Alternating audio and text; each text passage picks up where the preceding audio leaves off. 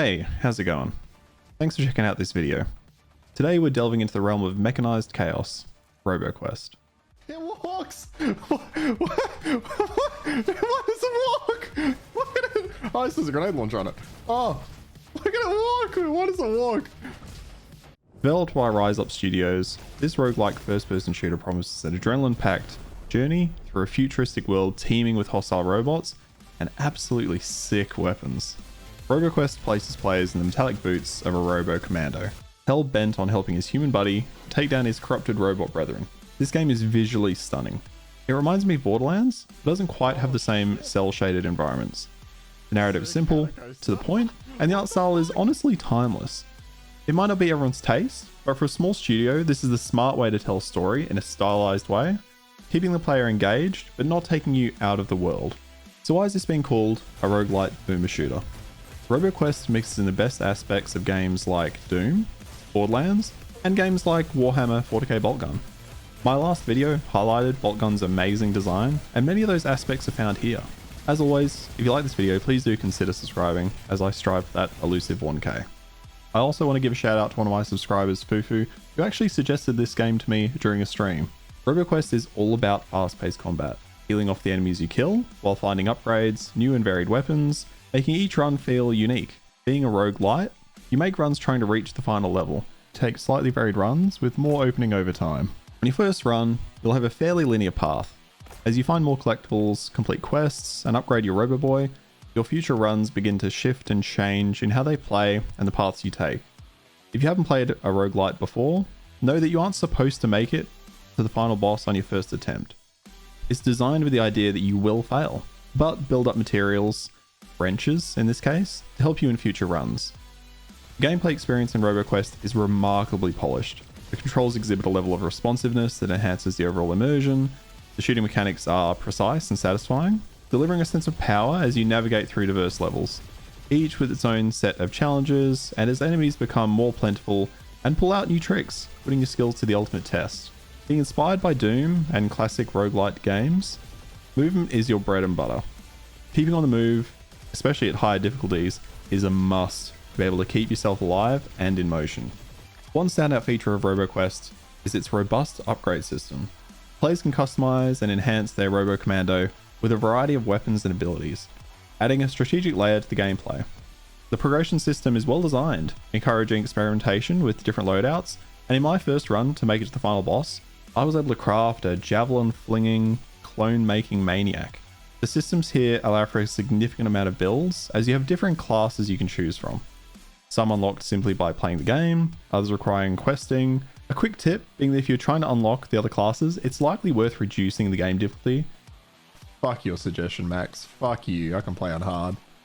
On this, you can play on very relaxing discovery difficulty all the way up to hard.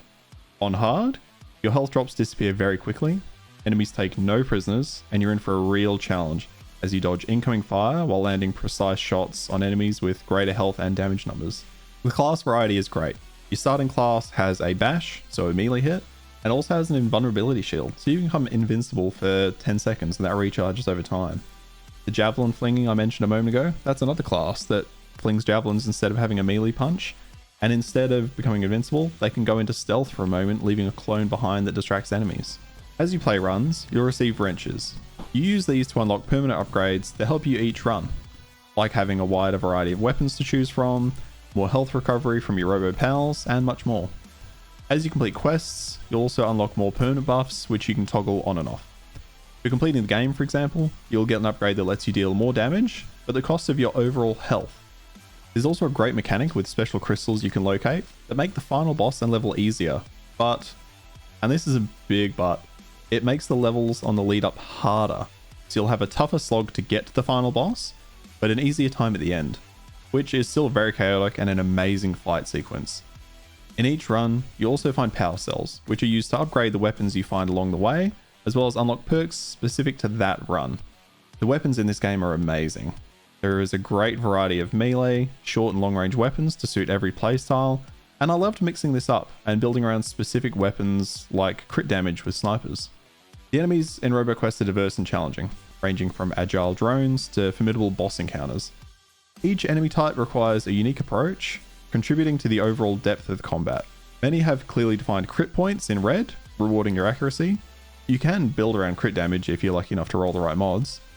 As you get further in, you'll also start coming up against enemies that protect one another, forcing you to change how you prioritize your shots, and some that will CC you. I love how simple this mechanic is. You get CC'd and you can wait it out, or you can mash the button shown. Boss battles in particular are memorable, featuring creative design and attack patterns, and each one is incredibly visually unique and has its own arenas and challenges accompanying this. Holy shit, what is this map? It's Uncle Jim! Uncle Jim, that son of a bitch, has slowly rising poison floor for an awesome experience until I was stuck on a small cube getting my... Anyway, I did get my revenge.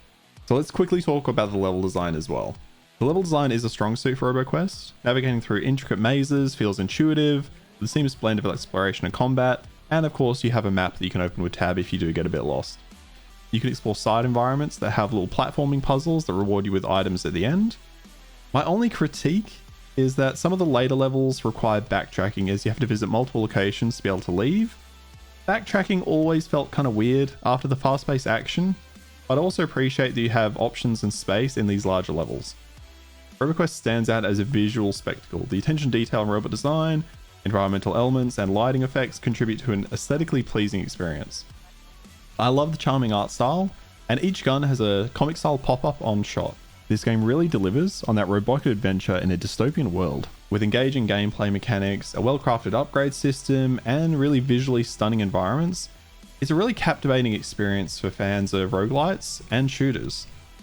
If you like either of these genres, I'd really recommend giving this a shot, and one of the greatest benefits is this game has a demo, so you can try it out. This game really does bring the best of these genres together, showcasing the potential for the innovation in this space. I love when small companies try new things like this. You don't get this from big developers anymore, and I absolutely adore this game. If you've made it this far, thank you so much.